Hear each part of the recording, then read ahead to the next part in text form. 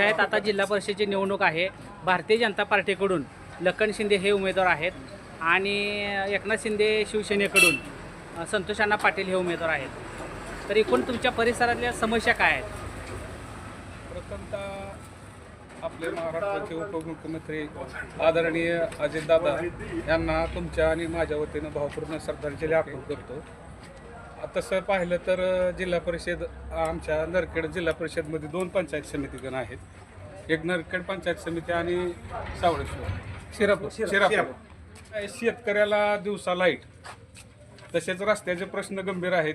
आज उठसूट लोक एकूण एखादा रस्ता अडवते ती करते ती त्या गाव पातळीवरचं रस्तं पानंद रस्तं दुरुस्त झालं पाहिजे. एक महत्वाचा म्हणजे आमच्या गावात जाण्यासाठी 2 टर्निंग पॉईंट आहेत. एक ही महत्वाचा, दुसरा म्हातारा मसुबा बसला तिथला रस्ता होणं गरजेचं आहे. आणि हा बिरोबाच्या महागडला रस्ता, तो कॉन्क्रीटीकरण मेन महत्वाचा रस्ता, ती एक होणं गरजेचं आहे.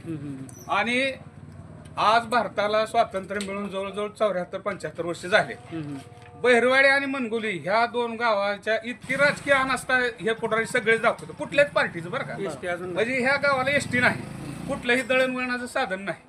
तरी त्या 2 गावाचा पूर्ण विचार करून, आणि दुसरा म्हणजे मी जसं मतदान करतो 1994 पासून, तसा पाण्याचा मुद्दा, पोहगावती शिना जोड कालवा, हे हा प्राचार्यात मुद्दा महत्वाचा पाहिजे. टीका टिप्पणी कुणावर करत नाही, ही विचाराची लढाई आहे. बरोबर. त्यामुळं टीका टिप्पणी करण्यात नाही, फक्त विकासावर बोलायचं पाहिजे. उमेदवार तोडीस तोड आहेत, मान्य आहे आम्हाला. लखन शिंदेचं बी काम चांगलं आहे, आदरणीय संतोष दादाचं बी काम चांगलं आहे, त्याबद्दल काय बोलायचं ना. उमेश दादांनी पायाभरणी केली, आता ते कुठल्या पक्षात आहेत, आदरणीय राजन मालक कुठल्या पक्षात, ह्याचा विषय न करता मग आता राजन मालकाला बी नाव ठेवण्यात काय अर्थ नाही. ते बी 1994 पासून आमदार होते. त्यांनी मला सांगा, सलग 25-20 वर्ष राजकारणात माणूस टिकतो कशामुळं, तर त्यांचं बी काम ह्या भागात भरपूर आहे. पण पाण्याच्या प्रश्नावर त्यांनी जरा मागे घेतलं, ते पाण्याचा प्रश्न मार्गी लावणं हे अत्यंत गरजेचं आहे. की ते आमच्यापासून मलिकपेटला शिना वाहती भरपूर. आमच्या नदीला आता बंधारा अडवल्यामुळे पाणी आहे. बंधाऱ्याचा शिना भोगावती हा जसं झाला तसं भोगावती शिना नदीचा बोगदा व्हायलाच पाहिजे. पाण्याचा प्रश्न हा महत्वाचा प्रश्न आहे शेतकऱ्यासाठी. बंधाऱ्याला सगळी दारं नाही. आणि दुसरं, पूर्ण क्षमतेनं आमचा बंधारा 68 दरवाजा बंधारा आहे, पूर्ण क्षमतेनं अडवला जात नाही. तर त्यासाठी 7-7, 9-9 गेट, आता 9 गेट पडते, आता सध्या 7 गेट आहेत. पूर्ण क्षमतेनं बंधारा अडला पाहिजे. शेतकऱ्याच्या शेतात पाणी तर शेतकऱ्याच्या मनगटात आहे. हो, ही सरकारला प्रामुख्यानं मागणी आहे. ही 2000 लाडक्या बहिणी ही काय नाही, त्याचा विषयच घ्यायचा नाही, ही गौण विषय आहेत. ती काय आज आहे उद्या नाही. मोदी शासनानं काय केलं माहित आहे का, तुम्हाला 2000 देऊन तुमच्या इकडे लाखोनं लूट चालली. कांद्याचा प्रश्न आहे, सोयाबीनचा प्रश्न आहे.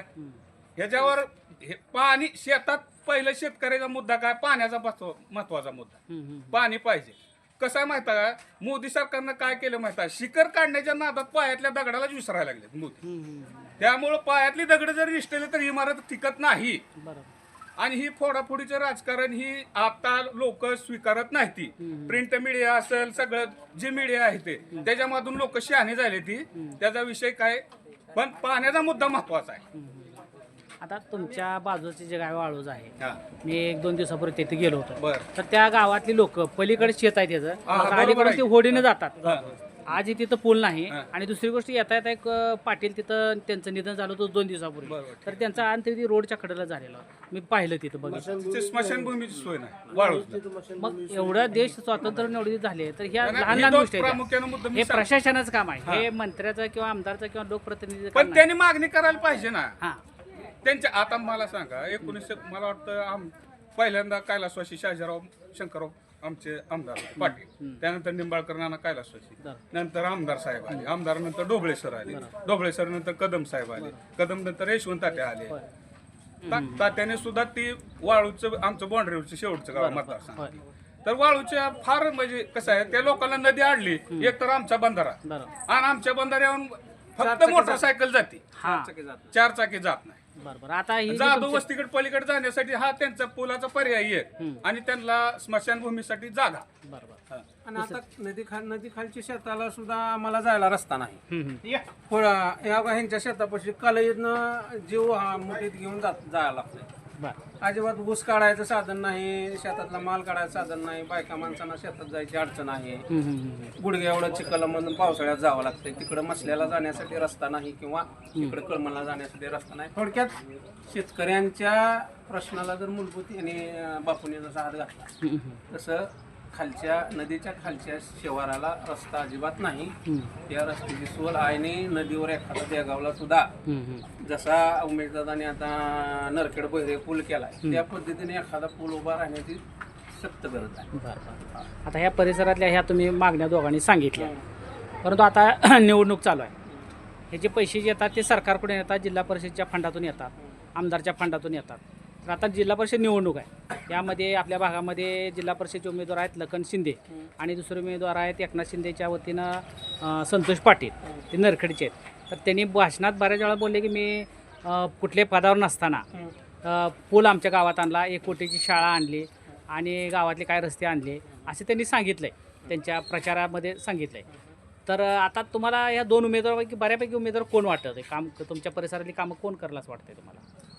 काम जो आता ज्याच्या हातात सत्ता आहे, जो निवडून येईल तोच काम करणार आहे. विरोधी पक्षातला उमेदवार किंवा विरोधी पक्षातला प्रतिनिधी कसा काम करणार आहे? बरोबर. जेव्हा आता जनता ज्याला कौल देईल त्यांच्याकडून आमची अशी अपेक्षा आहे की जसं तुम्ही नरखेड किंवा तालुक्यातल्या बाकीच्या गावामध्ये विकास केलाय तसं ह्या भागाला एकदम वंचित समजलं जाते नरखेड गटात. तर नरखेड गटात विकासाची कामं फारच कमी आहेत. थोडक्यात यांनी चव्हाणने सांगितलं तसं शेतकऱ्यांच्या प्रश्नाकडे अजिबात म्हणजे लक्ष नाही. शेतकऱ्यांचे प्रश्न सगळे मार्गी लागावेत. थोडक्यात भोगावतीमध्ये पाणी आणि भोगावतीच्या पलीकडे शेतकऱ्यांना जाण्यासाठी नदीवर एखादा पूल आणि चांगला पर्यायी रस्ता, जेणेकरून ऊस शेतातली पिकं माल बाहेर निघावा. आता आम्हाला आवर्जून ट्रॅक्टर लावून JCB लावून रस्ता करून ऊस काढावा लागतो पदरनं पैसे घालून. आणि ऊसाचा ट्रॅक्टर अडकला तर JCB ला 2-2 हजार रुपये ढकलायला द्यावा लागते. म्हणजे तो शेतकऱ्यांच्या खिशाला तो म्हणजे पैशाची झळच आहे. तर ह्या गोष्टी मूलभूत तर जे उमेदवार करेल त्याच्या पाठीमागे आता ह्या दोन्हीपैकी तुम्हाला सरस कोण वाटते? मी तेच सांगायला तुम्हाला. आता निवडून आल्यावर तो काम करेल हा नंतरचा विषय झाला. आतापर्यंत जे सदस्य कोणतर सदस्य होतच, परंतु त्यांनी कामं केली नाहीत म्हणून ते कामं राहिलेली आहेत. पण आता ह्या दोन्हीपैकी तुम्हाला बेटर कोण वाटतं? मग आम्हाला जो निवडून येईल आता त्याच्यावरच आमची अपेक्षा नाही. पण तुम्ही निवडून तुमच्या परिसरात ते समस्या सांगितल्या आतापर्यंत ज्या पक्षानं ज्या नेतृत्वानं ज्या समस्या सोडवल्या नाही त्या तुमच्या, मग आता तुम्हाला कोण वाटतं हा व्यक्ती किंवा हा नेता किंवा हा पक्ष तुमच्या समस्या सोडवू शकेल? जनतेचा कौल कोणाकडे जाईल एवढा हुशार मी नाही. एक सदस्य जे आपण अंदाज 50% दोघाला असं म्हणजे थोडस चर्चा अशी आहे की आता आपण आता एक आपण 5 मिनिटापूर्वी जे बोलतोय तर तुमच्या परिसरातल्या समस्या मला तुमच्या दोन जाणकार लोक तुम्ही दिसताय दोघं, तर तुमच्यावर मला समजल्या. परंतु ती समस्या सोडवण्यासाठी 40 वर्ष तुमच्या समस्या सुटल्या नाहीत. मेन समस्या काय आहेत? लाईटीच्या आहेत, रस्त्याच्या आणि पाण्याच्या, शेतीसाठी पाण्याच्या. तर या समस्या सुटल्या नाहीत. मग ह्यातून आतापर्यंत कोणी तर नेतृत्व केलं असेल ना जिल्हा परिषद प्रतिनिधी म्हणून, पण त्यांनी कामं केली नाही म्हणून तर ही कामं राहिली ना. तर आता ह्या दोन्हीपैकी भाजपा भारतीय जनता पार्टी, एक मिनिट, भारतीय जनता पार्टी आणि एकनाथ शिंदे शिवसेना, संतोष पाटील आणि लखन शिंदे हे 2 उमेदवार आता तुमच्या समोर आहेत. आता आपण या दोघांकडून बाकीची माहिती घेतली. तर या 2 उमेदवारापैकी बऱ्यापैकी कोण वाटतं तुम्हाला? तुम्ही मीडिया आम्हाला जे उमेदवार लादू नका. ओके. आमचा समजात महत्वाचा मुद्दा आहे कैलासवासी शाजीराव पाटील गेल्यानंतर ओके देगावकड कुठल्याही राजकीय पुढाऱ्याला लक्ष दिलेलं नाही, कुठल्याही.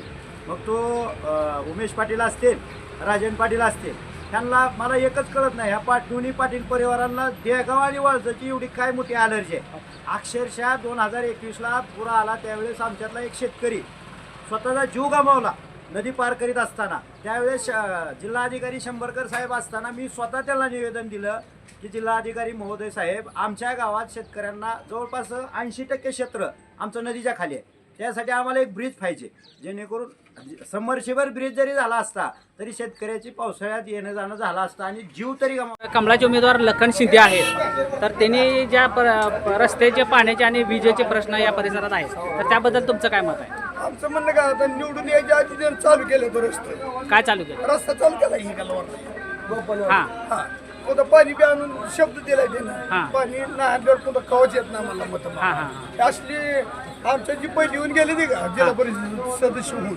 त्यांनी एक टोपलं सुद्धा कुठं टाकायची इच्छा नाही आणि पुन्हा 100 त्यांना द्यायची काय म्हणते. बरं आम्ही दिलता निवडून, त्याला का दुसरी बाहेरली मत येऊन पडली पाहिजे. आता यापर्यंत लखनशी मतदान करीत नव्हतो आम्ही कोणाला. मग लाडक्या बहिणीचा तुम्हाला फायदा होईल? फायदा होणारच की, आता घरी बसून पैसे देतात. हा घरी बसून पैसे आता जे समस्या सांगितल्या, रस्त्याची समस्या बेन सांगितली, त्या समस्याच्या बद्दल तुम्ही काय म्हणता? याच्या अगोदर का झाला नाही? आम्ही पहिला जिल्हा परिषद सदस्य गेलो. नाही मी काय म्हणतो, एक मिनिट हो साहेब, एक मिनिट इकडे माझ्याकडे बघू मला. आतापर्यंत आता राजन पाटील हे भारतीय जनता पार्टीत आहेत. राजन पाटलांनी 3 वर्ष आमदारकी केली, यशवंत मानेने केली, रमेश कदमने केली. त्या आमदारकी करत असताना या भागाच्या समस्या सुटल्या नाही त्या.